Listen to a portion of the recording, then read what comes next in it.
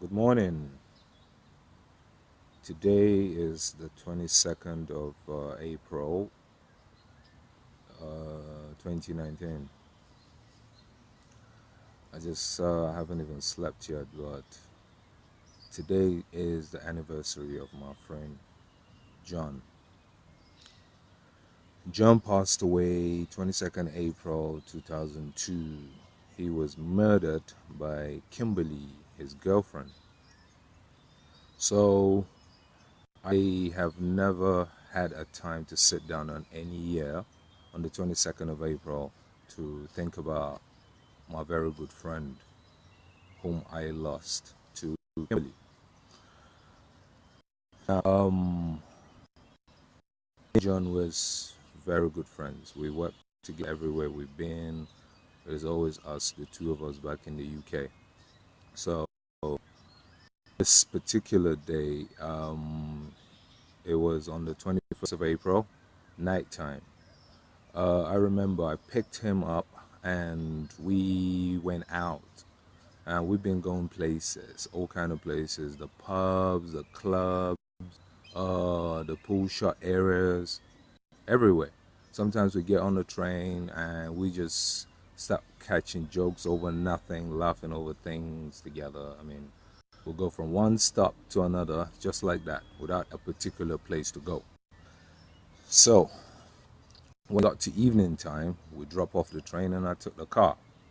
So picked him up and we started going around town. Normally when we go out, we usually find a spot to stay and we do whatever all night there and then get back home.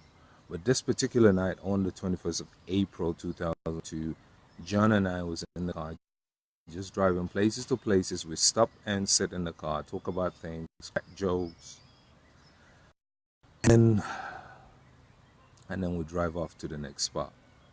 So took us to a pub.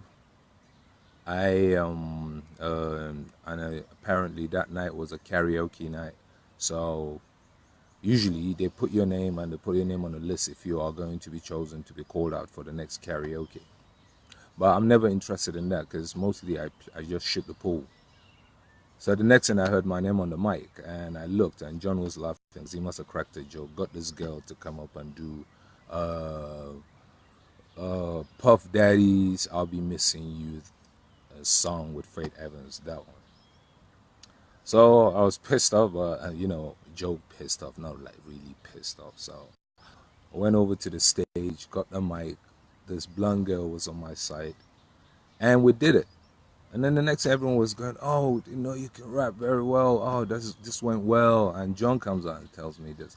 I did not know at that point that those moments were going to be the last time I'll ever see John again. I did not know that I was going to end up being the person who cremates the body of my friend. I mean, like, at one point we stopped on Old Kent Road and actually went into that restaurant they call 805. Went there for about 30 minutes, come back out, got in the car, and went back down towards Elephant and Castle. On our way back, we saw this nightclub that's by the roadside, and there was this guy beating up his girlfriend. White guys, white girl, white boy. He was trashing the shit out of her, and we didn't know what. I was in the driver's seat, so John goes, "Oh, I'm going there to save her." I say, "John, trust me, I've seen this movie before. Don't do it." But John said, no, he can't stand there and watch this man beating up that girl. Because she was all bloody, nose bleeding, and I don't know, I think she must have lost a tooth or two. Anyways, he went over and jacked up the guy, pushed him off from the girl. Next thing, girl turns around and hits him in the head and asks him how that is his business. And he looked at me and I tell you. So he came back in the car. And so, okay, let's go to your yard and pick up your stuff, then you can come back to mine. We went there, it took long before he came down. I phoned him up, I said it's getting cold because it was around 5 in the morning of the 22nd of April, like today. At 9 o'clock, John was dead because Kimberly came and stabbed him to death.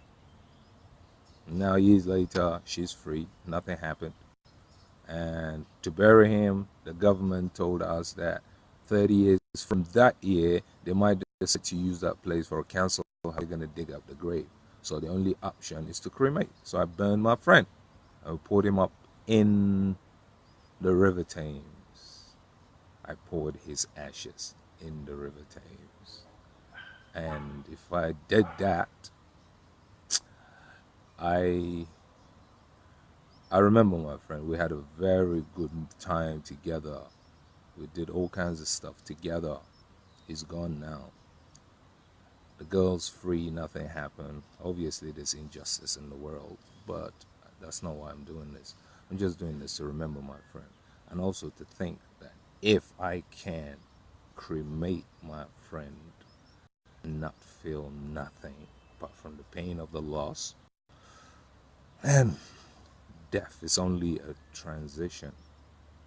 And maybe they're right, the ones who say it's only the beginning.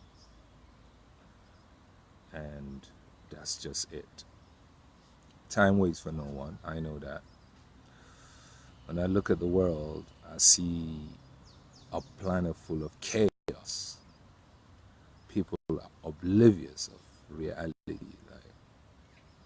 And you just know that once you drop, that's it, you're dropped.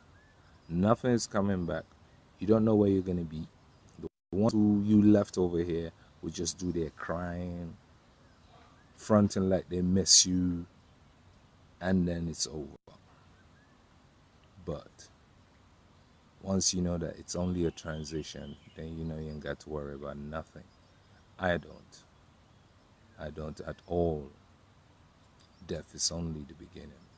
So, dedicated to my friend John Okafor, murdered 22nd of April 2002. Rest in peace, my brother.